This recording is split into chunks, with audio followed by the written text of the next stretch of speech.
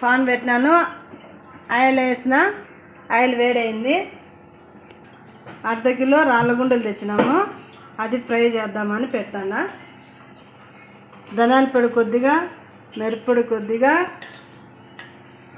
జీలకర్ర వేసుకుంటున్నా. జీలకర్ర వేసిన తర్వాత 2 యాలకులు,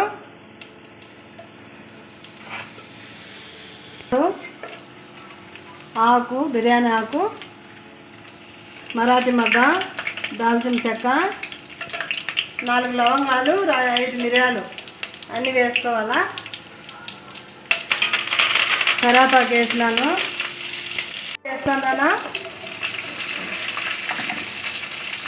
4 పచ్చిమిర్చి కట్ చేసుకొని వేయాలా.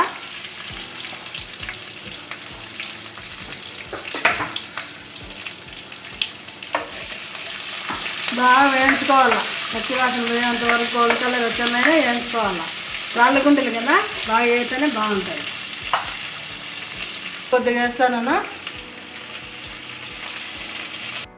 మిరప్పొడి, గరం మసాలా, కొత్తిమీర, పుదీనా, కరివేపాకు, ధనియాల పొడి కొద్దిగా, తెల్లగడ్డ, గసాలు, తెల్లగడ్డ, అల్లము పేస్ట్ కొట్టిన మటన్లోకి అదే కొద్దిగా రాళ్ళగుండలు వేసి వేయించుతా. ఎర్రగడ్డలు వేగిపోయినాయి, అల్లం పేస్ట్ వేస్తున్నాను.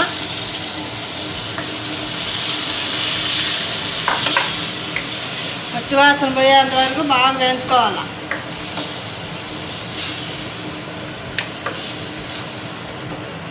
కొద్దిగా పసుపు,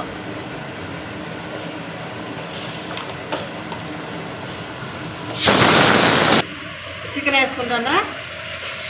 వేగిపోయింది, అది బాగా రాళ్ళగుండలు వేసినాను. బాగా వేయించుకోవాలి అవి.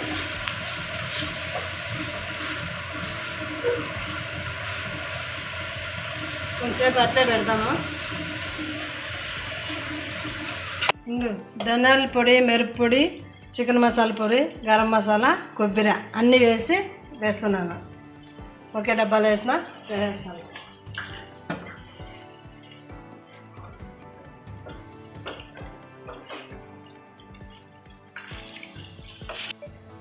రాళ్ళగుండలు కదా, ఉడకాలి కాబట్టి కొద్దిగా వాటర్ వేసుకుంటున్నాను.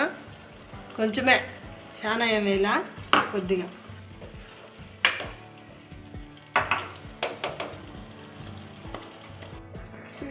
బాగా ఉడికిపోయింది.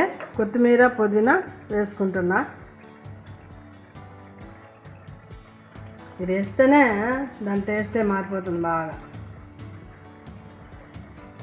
వేసి బాగా కలుపుకోవాలి. ఇట్లా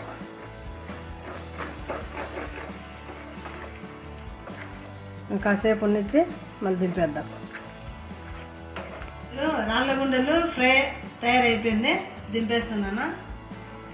రెడీ అయిపోయింది. టేస్ట్ చూద్దాం ఎలా ఉందో, చూసి చెప్తా.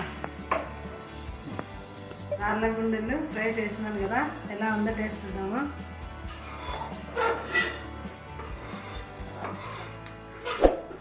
సూపర్ బాగా కుదిరింది. అదిరుతుంది. జస్ట్ నువ్వు కూడా చూడు పాప ఒకటి.